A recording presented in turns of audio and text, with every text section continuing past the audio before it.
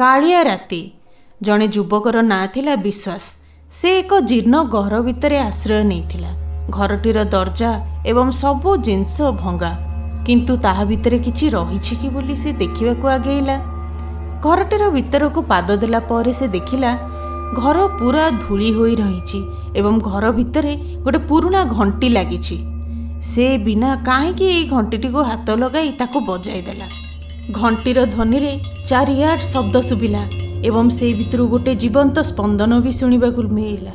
ହଠାତ୍ ସେ ଦେଖିଲା ଗୋଟେ ଅନ୍ଧକାର ଆକୃତି ତା ପାଖକୁ ଦୂରରୁ ଚାଲି ଆସୁଛି। ଅନ୍ଧକାର ରୂପଟିର ଚକ୍ଷୁରୁ ଜଳୁଥିବା ଲାଲ ଆଲୋକ ତାକୁ ସତର୍କ କରିଲା। ସେ ତତ୍କ୍ଷଣାତ୍ ଦୁଆର ଉପରକୁ ଚଢ଼ି ବାହାରକୁ ଯିବା ପାଇଁ ଚେଷ୍ଟା କଲା, କିନ୍ତୁ ସେ ଯାଇପାରିଲାନି। ତାକୁ ଲାଗୁଥିଲା ତାକୁ ଯେମିତି କେହି ଗୋଟେ ଅଦୃଶ୍ୟ ଶକ୍ତି ଟାଣି ରଖିଛି। ସେ ଚିତ୍କାର ବି କରୁଥିଲା, କହୁଥିଲା କିଏ ତୁମେ? କିନ୍ତୁ ଏ କଥା ଶୁଣି ସେ ଛାଇ ଜଣକ କହିଲା, ମୋ ଘରର ଶାନ୍ତି ଭଙ୍ଗ କରିଲ କାହିଁକି? ତୁମେ ଏଠାରୁ ଜମା ଯାଇପାରିବ ନାହିଁ।